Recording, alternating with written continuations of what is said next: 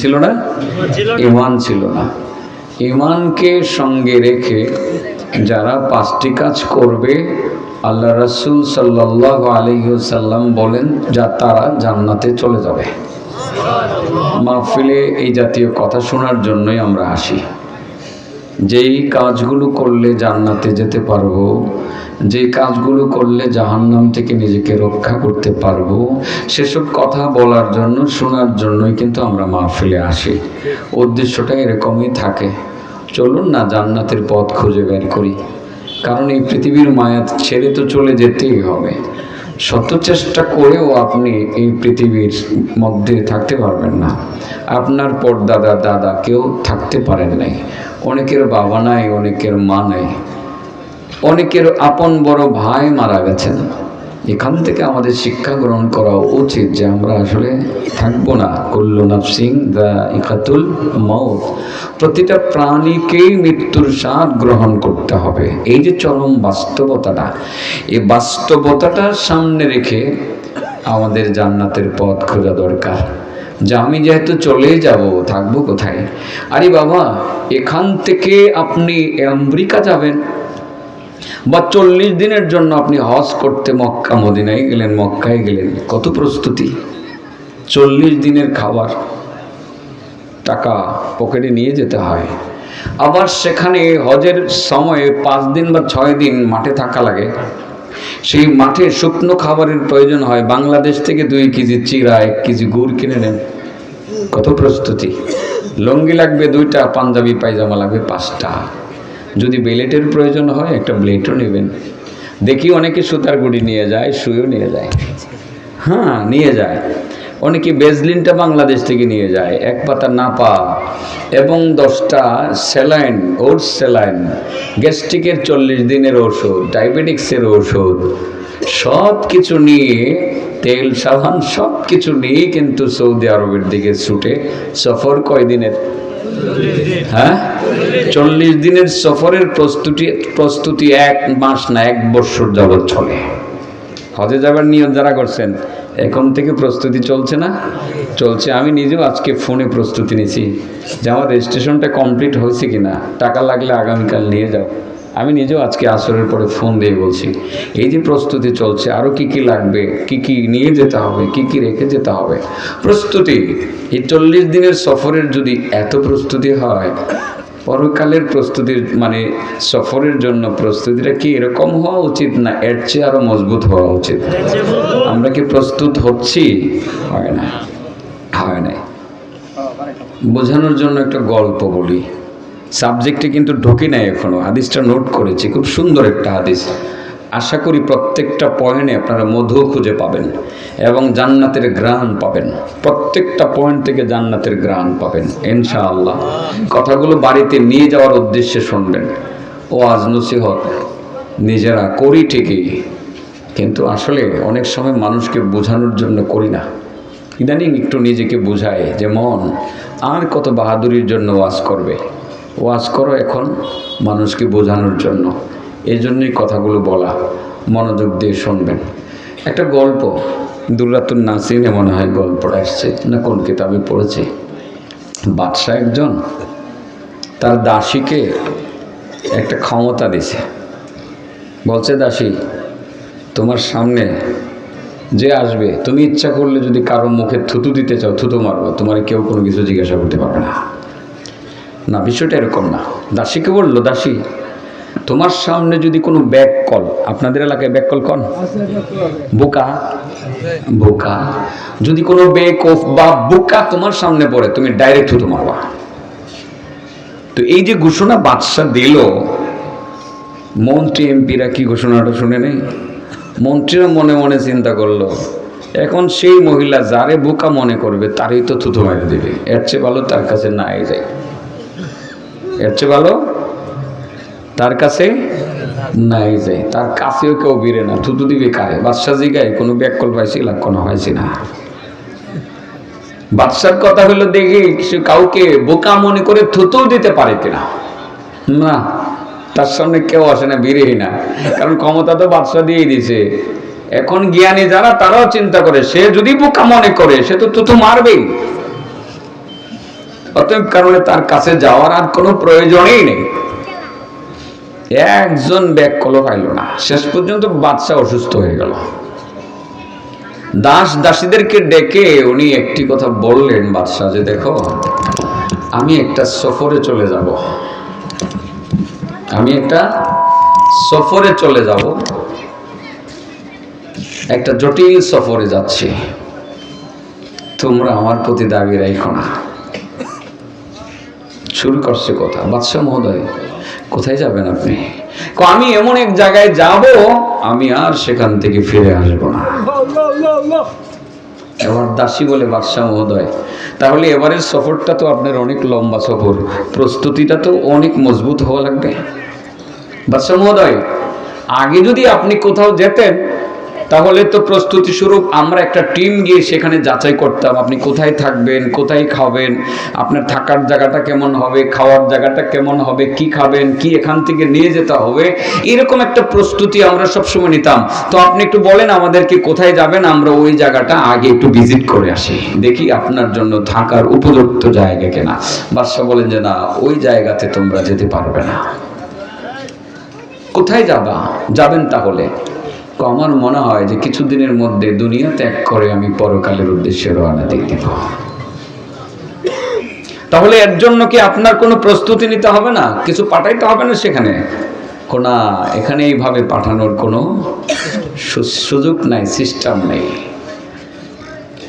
দাসী এবার বলে, মাননীয় বাদশাহ একটা কথা বলি, যদি মাইন্ড না করেন। আপনি বলছিলেন যে বুকা পাইলে বুকার মুখে থুতু দিতাম, এখন আমি বুকা পাইছি তো আপনাকে। কিভাবে? 3 দিনের সফরে কোথাও গেলে এত প্রস্তুতি নিতেন সুখ শান্তির জন্য, অনন্ত সীমকালের জন্য আপনি চলে যাচ্ছেন, সেখানে থাকবেন, সেখানে আপনার আর মরণ হবে না, সেখানেই আপনাকে থাকতে হবে। ওটার জন্য কোনো প্রস্তুতি আপনি নিতে পারলেন না, কিছুই পাঠাতে পারলেন না সেখানে। তাহলে আপনার থেকে বোকা এই পৃথিবীতে আর কেউ আছে কি? আমরা আসলে বোকা। 40 দিনের সফরের জন্য এত কিছু ম্যানেজ করি, কিন্তু আমাদের চূড়ান্ত সফর যেখানে গেলে আর কোনোদিন বাড়িতে ফিরে আসবো না, সেই সফরের জন্য কি আমরা, সেই জায়গার জন্য কি কোনো প্রস্তুতি আমরা নিয়েছি? সেখানে আমাদের জায়গাটা কোথায় হবে? জাহান্নামে হবে নাকি জান্নাতে হবে? চলেন প্রস্তুতি নেই, কোন কাজ করলে জান্নাতে আমাদের জায়গাটা হবে। আবু দারদা বলেন, রাসূল বলেছেন, খামসুন মান জাআ বিহিন্না মাআ ঈমানিন দাখালাল জান্নাহ। যে ব্যক্তি 5টি কাজ ঈমানের সহিত নিয়মিত করবে সে জান্নাতে প্রবেশ করবে, সেখানে আনন্দে আরামে বসবাস করতে থাকবে, তার কোনো অসুবিধা হবে না। তাহলে ওই 5টি কাজ কি কি আমরা একটা একটা করে বলি না? তবে 5টি কাজ একটা কন্ডিশনের সহিত করতে হবে, সেটা হলো ঈমানের সহিত। কিসের সহিত? আল্লাহকে বিশ্বাস রেখে আল্লাহকে খুশি করার জন্য করা লাগবে। 1 নাম্বার, সহজ কথা, আমি কিন্তু টার্গেট পয়েন্ট নিয়েছি 5 নাম্বার। সেখানে শীতকালীন একটা বয়ান আছে, যেহেতু শীত শুরু হয়েছে, আর গত রাত্রের শীত আমি টের পাইছি হারে হারে। চিরান তারায় গাড়ি নিয়ে আমি আর সেই গগডা যেতে পারি নাই, হুন্ডা দিয়ে যেতে হয়েছে। কেমন যে শীতে কষ্ট করছি আমি, সারাটা শরীর আমার গরম, আজকে অবস্থা কাহিল, কাশতে কাশতে 12টা বাজছে, আমার অবস্থা এত জটিল। তো শীতকালের মাসালাটা 5 নাম্বার পয়েন্টে, এটা দারুণ পয়েন্ট, এটা এত চমৎকার। আমি বসে বসে নোট করি, তো গাড়িতে যখন ফ্রি থাকি চিন্তা করি গিয়ে কি বলবো, তখন কোরআন হাদিস ঘাঁটি গাইটা কাগজ আর কলম হাতে নিয়ে লিখতে শুরু করি। এই লেখাটা আপনাদের সামনে এসব বলি আর কি। দারুণ 5 নাম্বার পয়েন্টে যেটা আছে, এটা শীতকালীন গুরুত্বপূর্ণ একটি তথ্য বা একটি মাসআলা, যেটা আপনাদের আমাদের প্রত্যেকের জন্য, ছোট বড় ছেলে মেয়ে সকলের জন্য খুব বেশি জরুরি। এটা ছাড়া আমাদের বাকি কাজগুলো আল্লাহর কাছে গ্রহণযোগ্য না। এটা 5 নম্বরে আছে। 1 নাম্বার, মান হাফাযা আলা সালাওয়াতিল খামসি, যে ব্যক্তি 5 ওয়াক্তের নামাজ এর প্রতি যত্নবান হয়। কি হয়? নাকি শুধু নামাজ পড়ে? পড়া এক জিনিস, যত্নবান হওয়া আরেক জিনিস। যত্নবান হওয়া, সময় মতো নামাজ পড়া, এবং নামাজের রুকু সেজদাগুলো ভালোভাবে আদায় করা, কেরাতগুলো শুদ্ধভাবে উচ্চারণ করা, নামাজ জামাতে আদায় করা, এগুলোকে মুহাফাজা আলাস সালাওয়াত বলা হয়। নামাজের উপরে নামাজ হেফাজত বলা হয়, যত্ন বলা হয়। তো যে ব্যক্তি 5 ওয়াক্তের নামাজ যত্ন সহকারে আদায় করবে, কি সহকারে? শুধু নামাজ, রাসূল বলেন আলা উযু ইহিন্না, উযুর সহিত। তাহলে বোঝা গেল নামাজ পড়তে হবে উযু ছাড়া না উযুর সহিত। নামাজে যেমন যত্ন করা লাগবে, উযুতেও যত্ন করা লাগবে। নামাজে যেমন যত্ন করা লাগবে, উযুতেও যত্ন করা লাগবে। তো উযুর যত্নটা আবার কি? তাড়াহুড়া করে উযু করলেন, পা ধুইলেন, মসজিদে ঢুকে গেলেন। বাবা জানেননি যে শীতের দিন যে তাড়াহুড়া করলে পা না ঘষলে পরে পায়ের মধ্যে যে পানি পৌঁছে না, এটা জানেননি? হ্যাঁ, যদি পায়ের মধ্যে পানি না পৌঁছে সব জায়গায় উযু হলো না, উযু হলো না তো নামাজ হলো না, নামাজ হলো না তো আপনার নামাজের প্রতি যত্নবান আপনি হলেন না, নামাজের প্রতি যত্নবান হলেন না তো আপনি জান্নাতে যেতে পারবেন না। বিষয়টা গুরুত্বপূর্ণ। শীতের দিনের উযু একটু ঘষাঘষি করে করবেন। কি করে করবেন? ঘষাঘষি করে করবেন। কারণ যদি কোনো জায়গা খালি থাকে, বিশেষ করে পা যদি খালি থাকে, ওই জায়গাটা জাহান্নামের আগুন দ্বারা জ্বলবে। কোনো এক সফরে, সুনান আত-তিরমিজি এর হাদিস, যারা শিক্ষকরা তো পড়ান, এখন অনেক মুহাদ্দিস আছেন, এখানে এক সফরের কথা উল্লেখ আছে। নবীর সাহাবারা তারা সফরে যাচ্ছিলেন, জোহরের নামাজের টাইম হয়ে গেল। টাইম হয়ে যাওয়ার পরে তারা তাড়াহুড়া করে ওযু করলো। ওযু করার পর তারা যে পা ধুইল, ভালোভাবে ধোয়া হয় নাই। এই তিরমিজির ইবারত হলো ওয়া আকাবুহুম তালুহু, যে তাদের আকাবগুলো, গিরালিগুলো চকচক করতেছে, পানি পৌঁছে নাই। আল্লাহ রাসূল সাল্লাল্লাহু আলাইহি সাল্লাম দেখলেন, দেখে বললেন, তাড়াহুড়া করে ওযু করলা, তাড়াহুড়া করে ওযু করলা, আমার উম্মতেরা হয় নাই তো। ওয়াইলুল লিল আকাবি মিনান নার, যাদের পায়ের গিরালি চকচক করতেছে, সেই গিরালিগুলো জাহান্নামের আগুন দ্বারা দগ্ধ হবে, জাহান্নামের আগুনে জ্বলবে। আসবিগুল ওযু, ভালোভাবে ওযু করে নাও। তাই বলা হয়েছে কিভাবে ওযু করে নাও? যত্ন সহকারে ওযু। শুধু ওযু করলেই হবে না, যত্ন সহকারে ওযু করতে হবে। ইসবাগ আল ওযু এর মিনিংটা কি? যেই অঙ্গগুলো ধোয়ার কথা সেগুলোকে তাসলিস করা, তার মানে 3 বার ধৌত করা, এটাই হলো বিধান। এটাকে ইসবাগুল ওযু বলা হয়, ভালোভাবে ওযু করা। আর এই ওযুর ফজিলতটাই তো মূলত বেশি। আল্লাহ রাসূল সাল্লাল্লাহু আলাইহি ওয়াসাল্লাম বলেন, আলা আদুল্লুকুম আলা মা ইয়ামহুল্লাহু বিহিল খাতায়া ওয়া ইয়ারফাউ বিহিদ দারাজাত। ক্বালু বালা ইয়া রাসূলুল্লাহ। ক্বালা, নাম্বার 1 ইসবাগুল উযুই আলাল মাকারিহ। হযরত আবু হুরায়রা থেকে বর্ণিত হাদিস, আবু হুরায়রা বলেন, আল্লাহ রাসূল বলেছেন, আলা আদুল্লুকুম আলা মা ইয়ামহুল্লাহু বিহিল খাতায়া, আলা আদুল্লুকুম আলা মা ইয়ামহুল্লাহু বিহিল খাতায়া ওয়া ইয়ারফাউ বিহিদ দারাজাত। قالوا بلى يا رسول الله. قال إسباغ الوضوء على المكاره وكثرة الخطى إلى المساجد وانتظار الصلاة بعد الصلاة فذلكم الرباط فذلكم الرباط। কি চমৎকার একটা হাদিস, আগে পরে তো বলা হয়েছে, মানে বহুবার বলছি। সাবজেক্ট মনে আছেন? তরজমাতুল বাব কি ছিল, হেডলাইন শিরোনাম কি ছিল মনে আছে? যারা 5টা কাজ ঈমানের সহিত করবে তারা ডাইরেক্ট জান্নাতে চলে যাবে। প্রথম কাজটা হলো যারা নামাজের প্রতি ঈমানের সহিত যত্নবান হবে এবং ওযুর সহিত, রুকুর সহিত, সিজদার সহিত ও মাওয়াকিতিহিন্না, এবং নামাজের সময়ের প্রতি যত্ন সহিত যারা নামাজটা পড়বে। কটা শর্ত লাগাইছে, শর্তগুলো বলি। আর এই মাওয়াকিতিহিন্না থেকে কিন্তু আমি কোরআনের আয়াতটা তিলাওয়াত করেছি, ইন্নাস সালাতা কানাত আলা আলাল মুমিনিনা কিতাবাম মাওকুতা। এখান থেকে মাওয়াকিত থেকে ওই মাওকুতের আয়াতটা আমি তেলাওয়াত করেছি। এখানে আসে আমি প্রথম পয়েন্টটাকে মিলানোর চেষ্টা করব, 5টা পয়েন্টের উপর কথা হবে। আল্লাহ রাসূল বলছিলেন, সাহাবারা আমি কি তোমাদেরকে এমন 3টা আমলের কথা বলে দেব যে 3টা আমল করলে পরে জিন্দেগীর সমস্ত গুনাহ ধুয়ে মুছে পরিষ্কার হয়ে যাবে এবং আল্লাহর দরবারে তোমাদের মান সম্মান ইজ্জত শুধু বাড়তেই থাকবে, বাড়তেই থাকবে, বলে দেব আমি? ক্বালু বালা ইয়া রাসূলুল্লাহ। সাহাবায়ে কেরাম বলেন, নবী গো একটু বলে দেন, আমরা সেটা জানতে চাই। আল্লাহ রাসূল 1 নম্বর বলেছিলেন ইসবাগুল উযুই আলাল মাকারি, কষ্টদায়ক সময়ে ভালোভাবে ওযু করে নেওয়া। এটা এমন ইবাদত, এমন আমল যে আমলটা করলে আল্লাহ গুনাহ যেমন মাফ করে দেবেন, সগীরা গুনাহ যেমন ধুয়ে মুছে পরিষ্কার করে দেবেন, তদ্রূপ আল্লাহ রাব্বুল আলামিন মান সম্মান ইজ্জত বাড়িয়ে দেবেন। এটা হলো ইসবাগুল ওযু করতে হবে, খালি করলেই তো না, ভালোভাবে ধরন লাগবো, হ্যাঁ ধরন লাগবো, হাত ধরন লাগবো, পাও ধরন লাগবো।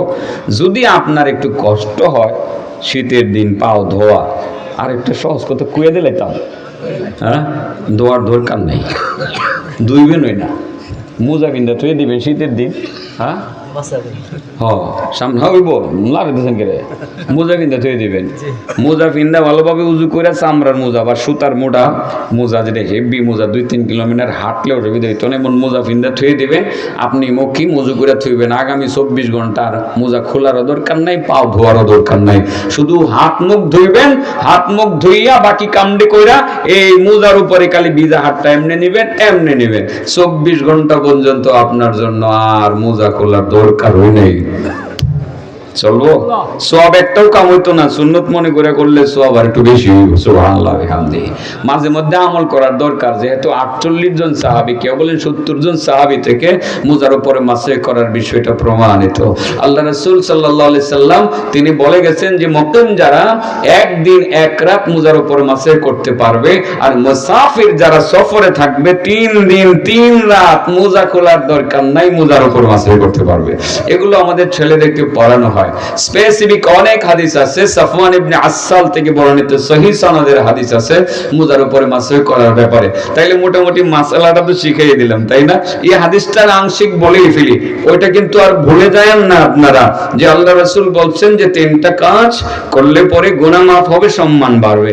1 নাম্বার হলো ভালোভাবে ওযু করলে পরে, আর বাকি 2টা বলতেছি ফাঁকে। মুজার উপরে মাসে করার বিষয়টা শিখিয়ে দিলাম না আপনাদের? শিখলেন তো? এখানে একটি মাসালা আপনি শিখলেন, প্রত্যেকেই শিখলেন। আজকে যদি গিয়া আপনি আপনার আব্বারে বলেন, আব্বা শীতে আপনার অনেক কষ্ট হয়, পাটা ধুইতে কষ্ট হয়, চামড়ার মোজা নিয়ে আসছি, আপনারে উযু করাইয়া দিলাম, পরাইয়া দিলাম, আগামী 24 ঘন্টা আপনার আর মোজা করতে হইব না, হাত মুখ ধুইবেন আর মোজার উপরে মাসে করে নেবেন। বাবারে শিখাই দিলেন এটা। আপনি প্রথম যে আজকের বুরগাঁও মাহফিলে এসে মাসলাটা শিখলেন, আপনি 100 রাকাত নফল নামাজের নেকি পাইলেন। সবাই তো বুঝে না 100 রাকাত নফল নামাজ কয়জনে পড়ে? এনে 10 জন পাওয়া যাইব দৈনিক 100 রাকাত, একজনও পাওয়া যেত না দৈনিক, ঠিক আছে না? পাওয়া যেত না। 100 রাকাত নফল নামাজের নেকি পাইলেন, আর বাবারে মোজা কিনা পরায় দিলেন, মাসআলাটা জানায়া দিলেন, আরো 1000 রাকাত নফল নামাজের নেকি জমা হলো। মোটমাট 3100 মানে 1100 রাকাত নফল নামাজের নেকি জমা হলো। মাকেও এই মাসআলাটা শিখাইয়া দিলেন, আরো 1000 রাকাত নফল নামাজের নেকি পাইলেন। আপনার স্ত্রীকে শিখাইয়া দিলেন, আরো 1000 রাকাত নফল নামাজের নেকি পাইলেন। মোটমাট একটা মাসআলা শিখে ঘরে গিয়ে চর্চা করলেন, বাবার সাথে, মায়ের সাথে, স্ত্রীর সাথে চর্চা করলেন। এখানে মাহফিলের থেকে পাইলেন 100 রাকাত, আর ঘরে গিয়ে পাইলেন আরো 3000 রাকাত। 3100 রাকাত নফল নামাজের নেকি আজকে ঘুমাইবার আগে কামাই করলেন। কয়জন মানুষ 3100 রাকাত নফল নামাজ পড়ে দৈনিক? বাবা আবু যর গিফারি থেকে বর্ণিত সহিহ হাদিস বলতেছি, কিন্তু কোন দুর্বলতা নাই সনদের মধ্যে, হাদিসগুলোর আজকাল আমরা এই আমলগুলোকে আমলের মতো করে করি না তো। আসলে মোজার উপর মাসে করে শিক্ষালান। আজকে যদি অসুবিধা মনে করেন, ঠান্ডা অসুবিধা হয়, আমল শুরু হয়ে যাক।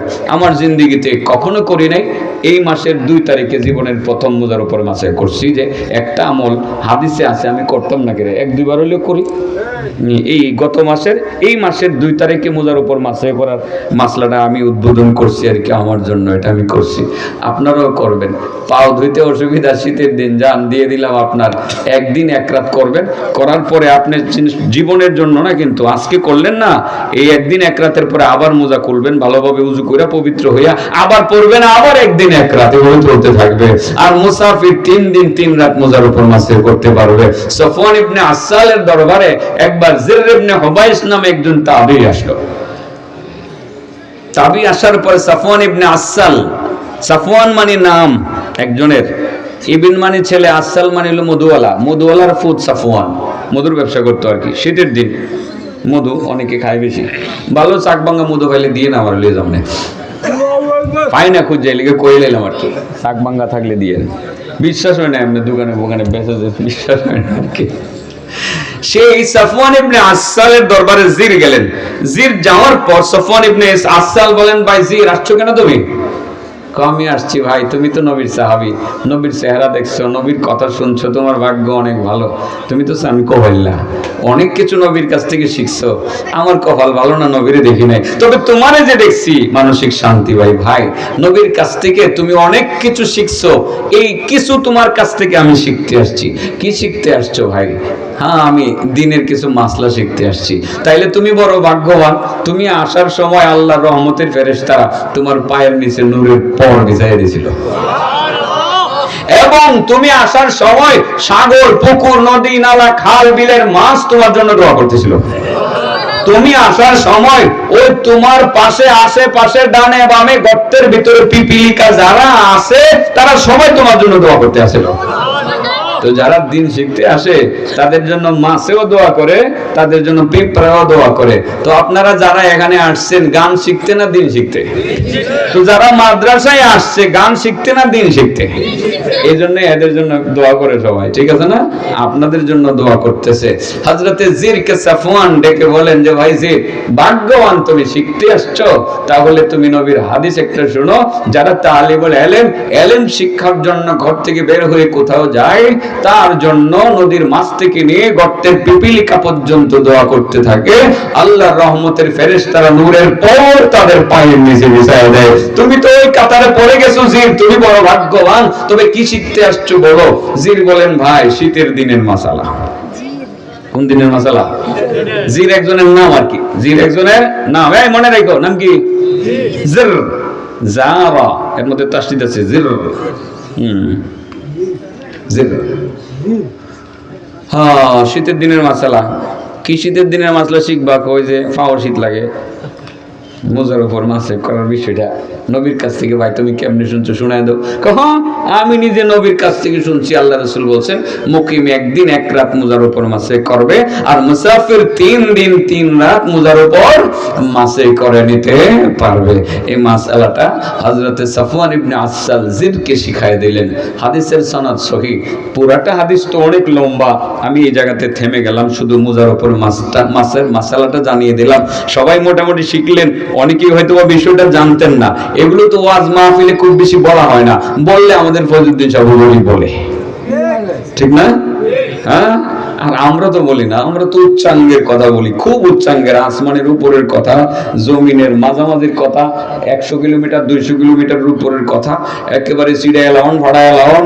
আর এই সিডান ফাড়ান পরে আগে জান্নাতের রাস্তা ক্লিয়ার করেন, আগে জান্নাতের রাস্তা ক্লিয়ার করেন বাবা, আগে আমল আখলাক ঠিক করেন, এরপরে সিটাই তারবেন। কাফেররা এমনি সিটটা দেবো গা, মুশরিকরা এমনি সিটটা দেবো গা। আপনার সামনে আসলে পাক্কা ইমানদার জান্নাতি যখন আপনি হবেন, আপনার ভিতরে আর ভয় থাকবে না। তো আপনি যখন জান্নাতি হবেন, ভয় থাকবে না, আপনার সামনে অগ্রসর হবেন আর বলবেন, আমি জান্নাতের পথের যাত্রী, যাচ্ছি, আমি আর পিছনে ফিরবো না, যাবো, বেসরকার করে যাবো, মারবো নচেত মরবো। তখন ইমানদার হলে পরে এরকম মানসিকতার সৃষ্টি হবে। আগে ইমানদার মজবুত করেন, এই জন্য ইমানের কথা বলতেছি আর কি। হ্যাঁ, জিহাদের ঘোষণা বহুত শুনি আমরা, সিনে ভাড়াইলাও বহুত শুনি। পুলিশ এসে দৌড়ানি দিলে আর পাওয়া যায় না, টিয়ার শেল চাললে আর খুঁজে পাওয়া যায় না, কিন্তু নবীর সাহাবারা পিছাইছে না, সামনে অগ্রসর হয়েছে, হয়তো মারছে না এলে মরছে, পিছাই নাই, দৌড়াই নাই। আমরা তো একেবারে সব জিহাদ করে সব শেষ করলাম, মেসাকার করলাম। যেই মাত্র মনে করেন টিয়ার শেল ছাড়া শুরু করে বাগদে বাগদে শুধুমাত্র বাসায় যায় না, এয়ারপোর্টে গিয়ে আমেরিকা জায়গা দেখছি, বহুত মুনাফিক বহুত দেখছি, বহুত বড় বড় মুজাহিদ দেখছি, বহুত ভাষণদাতা দেখছি, রাতের বেলা অন্ধকারে আমেরিকা ভাষণ দিয়া। এদেশের মানুষ মারা গেছে আর জেলে গেছে, তারা গেছে আমেরিকা আরাম করছে। ভাষণ দেওয়া এক জিনিস, জিহাদ করা আরেক জিনিস, মনে রাখতে হবে। হ্যাঁ, জিহাদের জন্য রেডি থাকবেন, কিন্তু সংকেত সংকেত মনে হয় পাওয়া যায়, দামামা মনে হয় বাঁচতেছে। সত্যি যদি সেই যুদ্ধের দামামা বেজে থাকে, ডাক যদি আসে, আর বসে থাকা যাবে না, অগ্রসর হওয়া লাগবে, নচেত আপনার ঈমান থাকবে না। তো সত্যি জিহাদের ডাক আসলে পরে যদি 1 ইঞ্চি পিছনে ফিরুন, 70 বছরের নামাজ রোজা সব ধূলিসাৎ হয়ে যাবে, ধ্বংস হয়ে যাবে। নামাজ রোজা কোনোটাই কাজে লাগবে না। জিহাদের ডাক আসলে সামনে চলতে হবে, অগ্রসর হওয়া লাগবে, কোন অজুহাতে 1 ইঞ্চি পিছনে ফিরা যাবে না। কসম আল্লাহ, যারা 1 ইঞ্চি পিছনে ফিরবে তার জিন্দেগীর সমস্ত আমল বরবাদ হয়ে যাবে। এটা কিন্তু হাদিস, এটাও সহিহ হাদিস। জিহাদের জন্য রেডি থাকবেন, কিন্তু এর জন্য মানসিক প্রস্তুতি, নিজেকে ধারালো করার জন্য আগে ঈমানকে মজবুত করা লাগবে। যে যত বড় নামাজি সে তত বড় মুজাহিদ।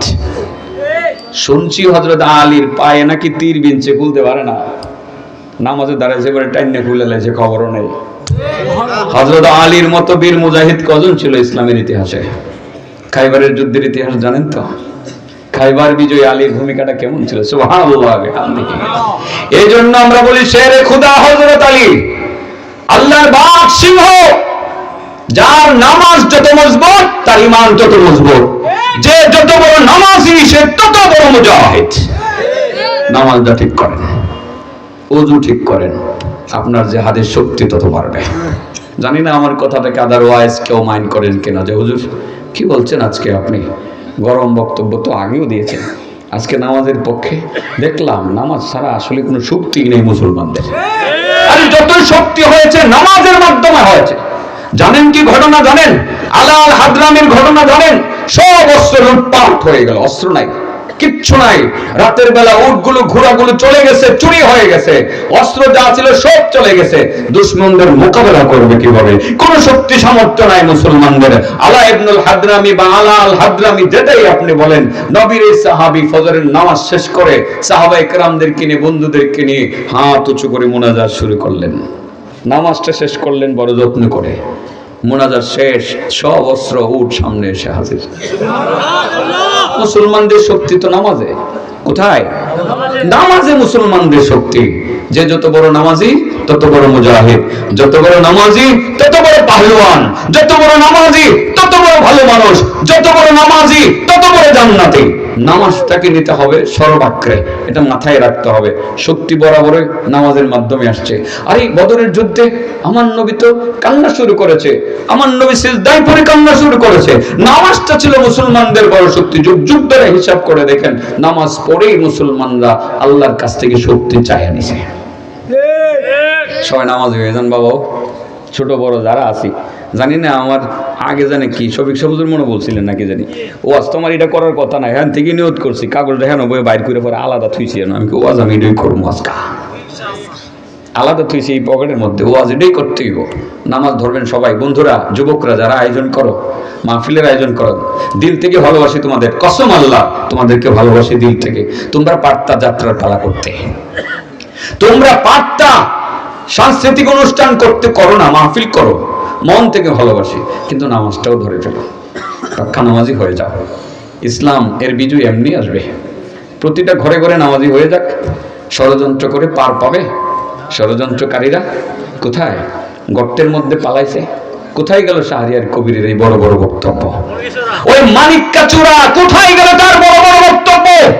কলা পাতার মধ্যে শুইয়া জঙ্গলে কাটাইয়া কিল মোড়া খাইয়া ফিরে আসছে বাংলাদেশের জেলখানায়। কোথায় গেল শক্তি?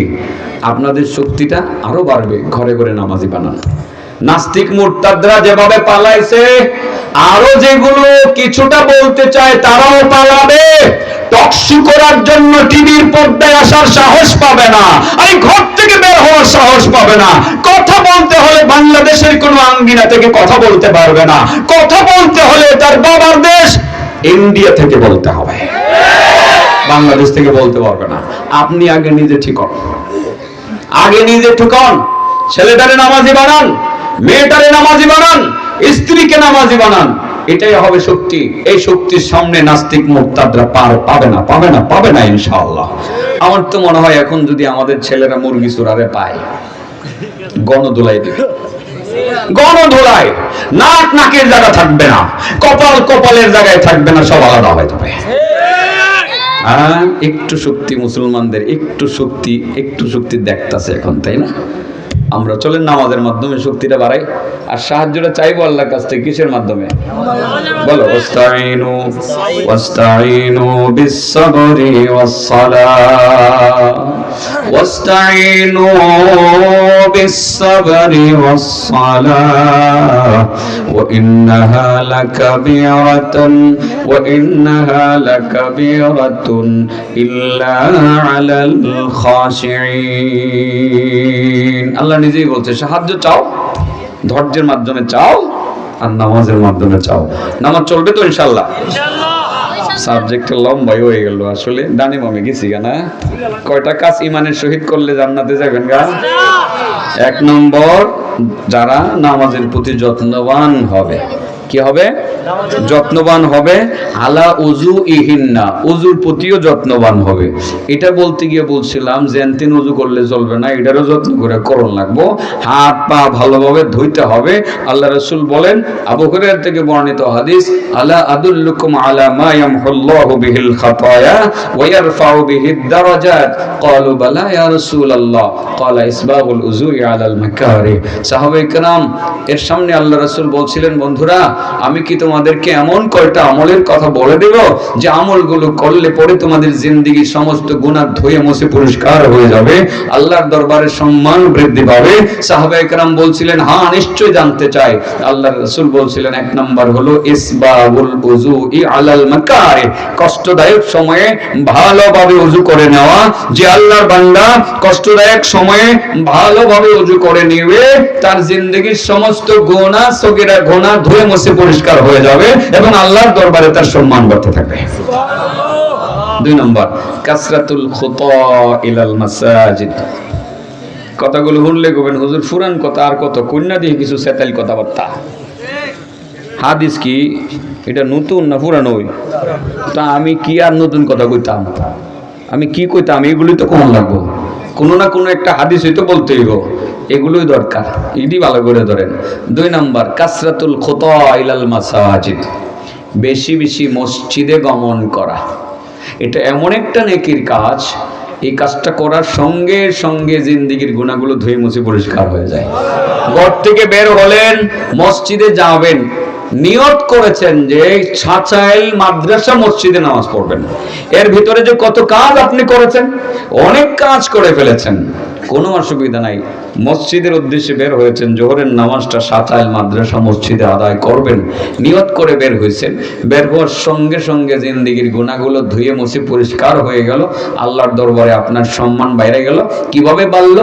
যেই মাত্র মসজিদে ঢুকলেন, কোনো মুসল্লি ঢুকে নাই, আল্লাহ বলেন ফেরেশতারা, আমার এই বান্দাটা একা ঢুকছে, একা বসবে কেন? তোমরা চতুর্দিকে তারে গ্রাও করে বসে বসে পাহারা দাও। আমার কথা এটা নবীর কথা, ইন্নালিল মাসাজিদি আওতাদা আল মালাইকাতু জুলাসাউহুম। মসজিদের তো অনেকগুলো খুঁটি আছে, খুঁটি, এই যে খুঁটিগুলো আছে মসজিদের, আর আপনাদের মসজিদের খুঁটি হলো সিমেন্টের খুঁটি, ঠিক আছে না? আল্লাহ রাসূল বলেন, না এগুলো আসল খুঁটি না, আসল খুঁটি হলো মসজিদের মুসল্লিরা।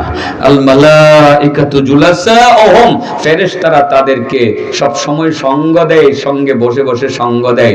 ইন গাবু ইফতাকিদুনহুম, মসজিদের মুসল্লিরা যদি কোনো কারণে গায়েব হয়ে যায়, তখন ফেরেশতারা তাদেরকে খোঁজাখুঁজি করে, এদিক সেদিক যায়। ঘটনা কি রে, গতকাল দেখলাম মুসল্লি আসলো, এই বুড়া মানুষটা আজকে গেল কোথায়? ওযুখানায় যায়, গাটলাতে যায়, এখানে যায়, সেখানে যায়, বিভিন্ন জায়গায় খোঁজাখুঁজি যখন করে, যখন খবর পায় যে না, এই বুড়া মানুষটা তো অসুস্থ হয়ে তারাই হসপিটালে ভর্তি আছে, ইমারিদু আদুহুম, তখন ফেরেশতারা তাকে দেখার জন্য দলে দলে হসপিটালের বেডে গিয়ে হাজির হয়। ফেরেশতা দেখে। ওয়াইন কানু ফি হাজা আআনুহুম, মসজিদে নামাজ পড়ে নিয়মিত মুসল্লি যদি কোনো ঝামেলার মধ্যে জড়িয়ে যায়, ফেরেশতারা নিজেরা উপস্থিত থাকিয়ে তাকে সাহায্য করে।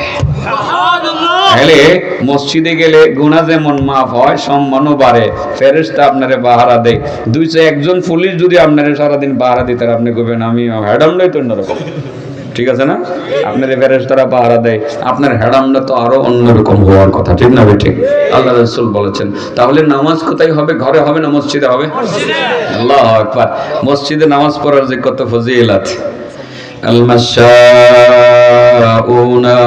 ইলাল মাসাজিদি ফিজ-জুলাম, আল-মাশাউনা ইলাল মাসাজিদি ফিজ-জুলাম উলাইকাল খাওয়াদুনা ফি রাহমাতিল্লাহ। আল্লাহ রাসূল বলেন, আল্লাহর যে সমস্ত বান্দারা অন্ধকার অতিক্রম করে বেশি বেশি মসজিদে গমন করে, আল মাশাউনা ইলাল মাসাজিদ, যারা বেশি বেশি মসজিদে গমন করে, ফিজ-জুলাম, অন্ধকার হওয়ার পরেও যারা বেশি বেশি মসজিদে যায়, উলাইকাল খাওয়াদুনা ফি রাহমাতিল্লাহ, তারা মূলত 24টা ঘন্টায় আল্লাহর রহমতের সাগরে ডুব দিয়ে থাকে। রহমত ছাড়া জিহাদ করতে পারবেন? রহমত ছাড়া জিহাদ করতে পারবেন? তাহলে জিহাদ করতে যাবেন, আগে মসজিদে ঢুকা রহমত লয়ে লইন। রহমত আগে লয়ে লইন, রহমতের সাগরে আগে ডুব দেন।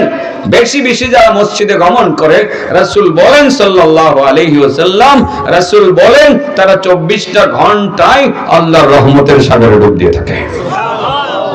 নামাজ ঘরে হবে না মসজিদে হবে? ইনশাআল্লাহ ঘরে হবে না মসজিদে হবে? বিষয়টা ক্লিয়ার? নামাজ নামাজ নামাজ নামাজ নামাজ। আমার নবী মরণের সময় তো নামাজের বিষয়টাকে প্রাধান্য দিয়েছেন, ঠিক আছে না? নামাজটাকে আমাদের বেশি আমলে আনতে হবে।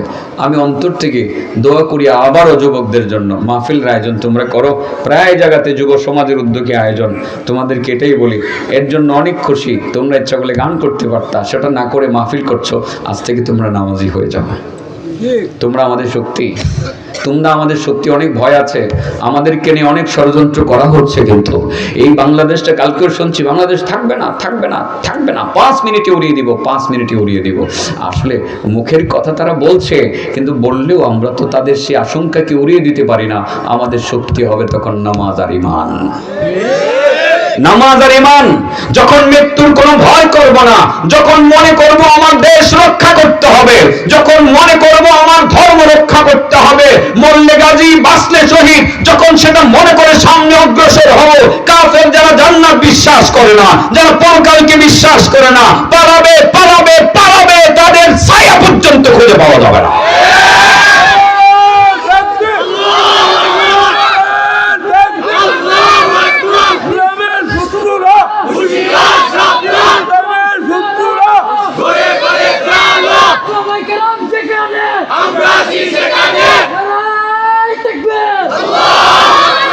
বলেন শক্তি বাড়াতে হবে কি দিয়া? হ্যাঁ, বিষয়টা মাথায় রাখতে হবে, শক্তি বাড়াতে হবে নামাজ দিয়া। এরপরে অন্যান্য শক্তি আনুষঙ্গিক ভাবে আসবে আমাদের সামনে। আসলে যার ভিতরে মরণের ভয় পায়, সে কি পিছনে ভয় নাই, সে কি পিছনে হটতে পারে? পারে না। নবীর সাহাবাদের দিকে ফিরে তাকান, তারা কি বলে, তারা কি করে। অনেক লম্বা কথা হচ্ছে, কি যেন বলছিলাম, কটা কাজ করলে পরে ওই যে আল্লাহর দরবারে সম্মান বাড়ে আর গুনাহ মাফ হয় না? 3টা। এটা তো ওইটার থেকে 1 নাম্বার পয়েন্ট থেকে আবার আরেক হাদিসে গেছি, কি করতাম জায়গা তো আমি তো দূরে রাখতারি না, জায়গা তো কি করতাম, এটা যাইব গে, এরকম হাদিসের কাছেই তো যাইতেছে, আমি তো আর কোনো আজে বাজে কাহিনী যাইতেছি না, হাদিসের কাছেই যাইতেছে, যাইবই এরকম, এটা ওই বই। তাহলে 1 নম্বর যারা কষ্টদায়ক সময় ওযু করে, 2 নম্বর যারা বেশি বেশি মসজিদে গমন করে। বলেন যারা অন্ধকার ডিঙ্গিয়ে যারা মসজিদে যায় তারা কি বঙ্গোপসাগরে ডুব দেয় নাকি প্রশান্ত মহাসাগরে ডুব দেয়? হ্যাঁ, কোথায় কোথায়? আবার বলেন কোথায়? রহমতের সাগরে। আল্লাহর রহমতটা শক্তি নাকি দুর্বলতা? রহমত হলো সবচেয়ে বড় শক্তি, ঠিক না? এটাই শক্তি মনে রাখতে হবে। আল্লাহর রহমত ছাড়া কোনো গতি নাই। এই রহমত নামের শক্তিটা আগে চাই, এরপর ইনশাআল্লাহ কোনো ভয় নেই। আমার ইদানিং দিলের ভিতরে এই জিনিসটা বারবার, মানে আমি যদি ধোঁয়াশার মধ্যে আছে, আমি বলি যদি সত্যি যেভাবে তারা শুরু করেছে আমার দেশ বিরোধী ষড়যন্ত্র, যদি এই ক্ষেত্রে যদি আমাকে যুদ্ধে যেতে হয়, কেউ না গেলেও আমি সবার আগে যাব। হ্যাঁ, ইমান ইসলামের বিরুদ্ধে ষড়যন্ত্র, দেশের বিরুদ্ধে ষড়যন্ত্র, কত বড় সাহস! ওপার থেকে বলে বাংলাদেশ নামক দেশটা থাকবে না, 5 মিনিটে আনুষ্ঠানিকতা শেষ করে ফেলবো। আরে বাটা, বুকের পাটা কত তাদের! আসো না তোমরা, আসো। আমরা তো ব্রাহ্মণবাড়িয়া থেকে বলেছি, তারা বলছে যে বর্ডার খুলে দেন, বাকিটা আমরা দেখে নেব। আমি বলি ব্রাহ্মণবাড়িয়ার ছেলে হিসাবে বর্ডার খুলে দেন, আমরা বর্ডার লাগিয়ে দিয়ে ব্রাহ্মণবাড়িয়ার মুসলমানরা এরপরে দেখে নেব। আসো তোমরা। আমার দেশের দিকে নজর দেওয়া, ধর্মীয় দাঙ্গা হাঙ্গামাকে উস্কিয়ে দিয়ে আমার দেশের দিকে নজর দিবা, আমার দেশের মানচিত্র নষ্ট করবা, 1 ইঞ্চি বর্ডার দখল করবা, 1 ইঞ্চি না 100টাও তোমরা দখল করতে পারবা না। এখানে হাসবা, হাত পা গোড়া করে দেব ইনশাআল্লাহ। সাহসটা বলে কই? কথাগুলো বলে নিশ্চয়ই সাহসটা কোথাও থেকে তারা পাচ্ছে। দাদিমার কথা বলছি, দাদিমা ষড়যন্ত্র করবেন না, ওখানে নিরাপদে আছেন, থাকেন। দেশের বিরুদ্ধে ষড়যন্ত্র কিন্তু কখনো মেনে নেব না। যদি বাধ্য করেন, ইন্টারন্যাশনাল আইন দিয়ে বাধ্য করে মামলা করে ইন্ডিয়া থেকে ছিনিয়ে এনে এদেশের মাটিতে আপনার বিচার করা হবে। দেশের বিরুদ্ধে ষড়যন্ত্র আমরা মানব না। এই ষড়যন্ত্রকে আবার নিয়ে গেছে ধর্মীয় ষড়যন্ত্রের সাথে মিলানোর জন্য। কত বড় বেহায়া হয়ে পড়ে এই কাজটা করতে পারে। ও সিগনালাইছো তুমি? তো সাহস কম না এবং বুদ্ধিও কম না। মাশাআল্লাহ। করতে কই গেছি গো আমি, আসলে এটা কই গেলাম গা। এই তো বাদ, আগে নামাজ ঠিক করে লই না, আগে নামাজ ঠিক, পরে আগে রহমত পাইয়া লই, এরপরে শক্তি পাবো, ঠিক আছে না? আগে কি ঠিক? নামাজ ঠিক। বলেন আগে কি ঠিক? নামাজ ঠিক। ঠিক হবে তো আজ থেকে? আমি প্রথমে একটু হাত দেখতাম যে কারা কারা নামাজ পড়বেন। আল্লাহ তুমি কবুল করো। আমি খুশি হয়ে গেছি, আজকে টেহা না দিলেও চলবো।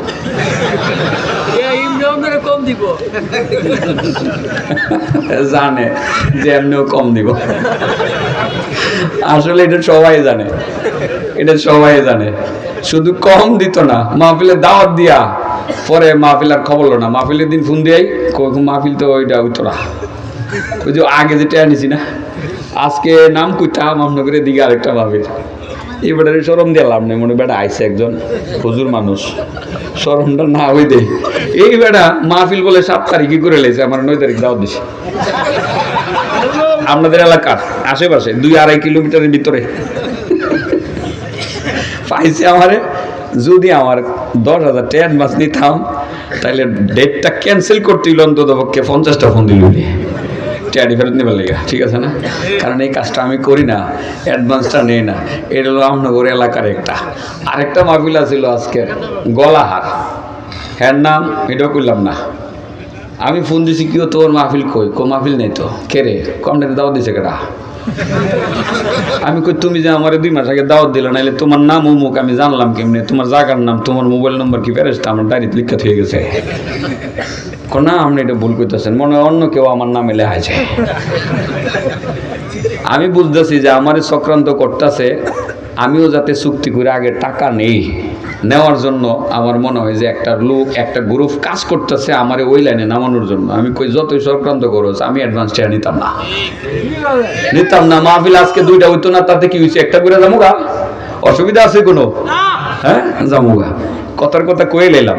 এটা কেন বলছি? সচেতন করার জন্য। বাবা, আপনারা কেন দাওয়াত দিবেন? একটা ডেটের জন্য জানেন এই সিজনে বন্ধু বান্ধব ইভেন আমার মা রেগে ধরে, আমার মা মারে ধরে, আমার ওয়াইফের পর্যন্ত নাম্বার খুঁজে বাইর করে একটা ডেট আমরা দিন দিতে পারি না, একটা ডেট দিতে পারি না। তোমরা যদি মাহফিলটা নাই করাই তো এক সপ্তাহ আগে বলো, যারা লাইনে আছে এদেরকে দিয়ে দেয়, সেখানে গিয়ে দু চারটা কথা বলি। তোমরা কেন এই মানুষের হকটা কেন নষ্ট করলাম, আমি সেটা বলছি। এই জন্য বলি, অনুরোধ করে বলি, ভাই তুমি তো আছো মাহফিল, আমি জানি, আমি খবর পাইছি তুমি আসছো, আমি জানি খবর পাইছো, ভাই এই কাজটা করো না ভাই। আমি কষ্ট এমনটা পাই নাই, আমার কষ্ট পাওয়ার কথাও না, কিন্তু মানুষের হক থেকে মানুষকে বঞ্চিত করেছো ইচ্ছাকৃতভাবে, তোমার এর জন্য গুনাহ হবে, তুমি তওবা করো ভাই। আর আগামী দিনে এরকম কাজ করার দরকার নেই। মাহফিলের দাওয়াত দিয়েছেন, যদি কোনো কারণে মাহফিলটা না হয় তো সময় মতো যখন ক্যান্সেল তখনই জানিয়ে দেওয়া যে মাহফিলটা আমাদের হচ্ছে না, তখন আরেকজনকে আমরা দিয়ে দিতে পারি। এই বিষয়টা বিশেষ করে আলেম বন্ধুরা যারা আছেন আপনাদেরকে বলি, একটু কেয়ারফুল থাকবেন। এর দ্বারা অনেক বিশৃঙ্খলা হয়, এর দ্বারা অনেক সমস্যা হয়। প্রস্তুতির মাথার মধ্যে একটা লোড আছে, লোড। আমি তো প্রস্তুতি নিয়ে আসছি, এসে দেখি নেই। কোনো কারণে ধরেন যদি আজকের এটাও না থাকতো, তো আসছিলাম যে আমি, আমার তো বড় ধরনের লস হয়ে যেত। আমি তো 6,000 টাকা গাড়ি ভাড়া দেবো, আমার বাসা থেকে গিয়ে দিতে হতো, তাহলে আমার একটা আর্থিক লস হয়ে যেত। তো এই কাজগুলো তো আসলে করা দরকার নেই। হ্যাঁ, লসগুলো দেওয়া যেত যদি ওইরকম আর্থিক সঙ্গতি থাকতো, আল্লাহ তৌফিক দিলে দেবো। কিন্তু এগুলো মাথায় রাখবেন সবাই, আমাকে আশা করি মাইন্ড করবেন না কেউ আমি এই কথাটা এখানে বলার জন্য। টাকার কথা উঠছে এ বলছে, এই জন্য এটা বলা হয়ে গেছে আর কি। হ্যাঁ, তো যাই হোক, কি যেন বলছিলাম, আমার সাবজেক্টটা কোথায় ছিল? কয়টা কাজ করলে গুনাহ মাফ হবে আর সম্মান বাড়বে? 1 নম্বর ভালোভাবে উযু করলে, আর 2 নম্বর বেশি বেশি মসজিদে গেলে। কোথায় গেলে? মসজিদে গেলে। 3 নম্বর হলো ইন্তিজারুস সালাতি বাদাস সালাহ, এক নামাজের পরে আরেক নামাজের অপেক্ষা করলে। এটা কেমন সারাক্ষণ শুধু নামাজ করতে হবে না। ফজরের নামাজ পড়ে নিয়ত করলেন, ফজরের নামাজটা তো বাড়ির মসজিদে পড়লাম, জোহরের নামাজটা তারাইল বাজার মসজিদে পড়বো, দিছে না? এটাই হলো ইন্তেজার। বাকি অন্যান্য কাজ করতে থাকেন। এই যে ইন্তেজারটা করলেন, এর ভিতরে আল্লাহ আপনার জীবনের জিন্দেগির গুনাহগুলো তো মাফ করবেনই, আল্লাহর দরবারে আপনার সম্মান ইজ্জত সব বাড়িয়ে দিবেন। সুবহানাল্লাহ ওয়া বিহামদিহি। আমি একটু সামনের দিকে আগাই, আলোচনা আমি আগাইতে পারতেছি না আজকে, জানি না কেন, অনেক লম্বা সময়, জানি না এটাও ঠিক না, বক্তা আইতে দেরি হইতেছে। একটু ইশারা আমারে দিয়েছে যে হুজুর একটু লম্বা হইলে করণ লাগবো। আমি কই যত না, আমার জানটা দে তুমি করো। আর যদি এর ভিতরে আইসা পড়ে তো স্টেজে নিয়ে আসেন। রাস্তাঘাটের বিষয় তো, গতকালের কুয়াশা, একটু সময় হের ফের হতে পারে, তো হতে পারে না, পারে। একটু যদি দেরি হয়, আমি ঘন্টার মতো কথা বলি, অলরেডি ঘন্টা হয়ে গেছে, তো আর 10-15 মিনিট এর ভিতরে আমি 5টা জিনিস গুছিয়ে বলবো। তাহলে 5টা আমল যারা করবে ইমানের সহিত জান্নাতে যাবে। 1 নম্বর, যারা যত্ন সহকারে নামাজ পড়বে। কি সহকারে? যত্ন সহকারে উযু করবে, যত্ন সহকারে উযু করবে, যত্ন সহকারে রুকু করবে। কি করবে? রুকু করবে যত্ন সহকারে। রুকুতে গিয়ে সুবহান রাব্বিয়াল আযীম কয়বার বলবে? কমপক্ষে 3 বার বলবে, তাড়াহুড়া করবে না। রুকু থেকে সোজা হয়ে দাঁড়াবে, দাঁড়িয়ে বলবে সামি আল্লাহু লিমান হামিদা রব্বানা লাকাল হামদ। তাড়াহুড়া করে সিজদায় যাবে না, দাঁড়াবে। এটাকে বলা হয় কি? বলা হয় কওমা। কি বলা হয়? কওমা। এটা করবে। যদি পারে এটাতে একটু অলংকার লাগাবে, হামদান কাসীরান তাইয়িবান মুবারাকান ফীহি। বলেন হামদান কাসীরান তাইয়িবান মুবারাকান ফীহি, হামদান কাসীরান তাইয়িবান মুবারাকান ফীহি। এটা আগে পরে মনে হয় বলেছি আমি, আবারও বলি। আল্লাহ রাসূল সাল্লাল্লাহু আলাইহি সাল্লাম ইমামতি করতেছিলেন, নামাজ পড়াচ্ছিলেন। তো উনি রুকুতে গেলেন, রুকুতে সুবহান রাব্বিয়াল আযীম বললেন, বলার পরে রাসূল বললেন সামি আল্লাহু লিমান হামিদা। মুসল্লিরা বলল রব্বানা ওয়া লাকাল হামদ। সহিহ বুখারীর ওটা আছে, অন্য আরেকটা রিওয়ায়াতে ও সারাও আছে, দুটোই শুদ্ধ। রব্বানা ওয়া লাকাল হামদ, এটা মুসল্লিরা সবাই বলল। একজনে শুধুমাত্র আরেকটু এক্সটেনশন করলো, এক্সটেনশন, হামদান কাসীরান তাইয়িবান মুবারাকান ফি। নবী ইমামতি করতেছেন, পিছনের মুসল্লিরা কে কি বলতেছে নবী কি শুনতেছে না? কারণ আতিকুল্লাহ ইমাম আমার নবী ইমাম বেশ কম আছে না? হ্যাঁ, নবীর সাথে কি আমাদের বাইতুল মুকাররমের ইমাম সাহেবের তুলনা আছে? তুলনা নাই। নবী তো নবী, আল্লাহ ওনার চোখ কান সব খুলে দিয়েছিলেন। নবী শুনলেন, বুঝতে পারছেন। সবাই বলল রব্বানা ওয়া লাকাল হামদ, আর একজন বলল হামদান কাসীরান তাইয়িবান মুবারাকান ফি, একটু এক্সটেনশন করলো, অতিরিক্ত বলল। লোকটা কেডা? ফালাম্মান সারাফা, যখন সালাম ফিরালেন, সালাম ফিরে নবী বললেন মানিল মুতাকাল্লিম, এই কে হামদান কাসীরান তাইয়িবান মুবারাকান ফি বলেছো? কে কে বলেছো? তো যিনি বলছেন তিনি এসে বললেন আনাল মুতাকাল্লিম ইয়া রাসূলুল্লাহ, ওগো নবী আমি বলছি। রাসূল বলেন তুমি জানো, তুমি যে বলছো কি হয়েছিল, কি ঘটতেছিল তুমি জানো? তুমি যখন হামদান কাসীরান তাইয়িবান মুবারাকান ফি বলতেছিলা, রাআইতু বিদআতাও ওয়া 30 মালাকান ইয়াবতাদিরুনাহা আইয়ুহুম ইয়াকতুবুহা আউয়াল। সুবহানাল্লাহ ওয়া বিহামদি। সহিহ বুখারীর হাদিস যে আমার সাহাবী তুমি যখন রব্বানা ওয়ালাকাল হামদের পরে হামদান কাসীরান তাইয়িবান মুবারাকান ফিহি বলছিলা, আমি দেখতেছিলাম কমপক্ষে 30 জন সাহাবী, 30 জন ফেরেশতা, বিদআতা ওয়া সালাসিন মানে 30 এর উপরে আর কি বেশি, বিদআতা ওয়া সালাসিন কমপক্ষে 30 জন ফেরেশতা আসমান থেকে দুনিয়াতে তোমার সামনে নেমে গেছে। নেমে তারা কারাকারি শুরু করেছে তোমার এই আমলটা কার আগে কে লিখবে, লিখে কার আগে কে আল্লাহর দরবারে পৌঁছায় দেবে। ইয়াবতাদিরুনাহা আইয়ুহুম ইয়াকতুবুহা আউয়াল। এটা এত সুন্দর ফজিলতের একটা আমল। এই আমলটা তো আমরা নামাজে একটু বাড়াইতে পারি না? বলেন সামি আল্লাহু লিমান হামিদা, রব্বানা লাকাল হামদ হামদান কাসীরান তাইয়িবান মুবারাকান ফীহি। মুখস্থ করলেন সবাই? হ্যাঁ, সবাই মুখস্থ করে নিয়ে। তো যারা ওযু করবে ভালোভাবে, রুকু করবে ভালোভাবে, ওযু করবে ঈমানের সহিত, রুকু করবে ঈমানের সহিত, ও সুজুদিহিন্না সিজদাও করবে ভালোভাবে ঈমানের সহিত। সিজদা কিভাবে করবে আপনারা ভালোভাবে জানেন অবশ্যই।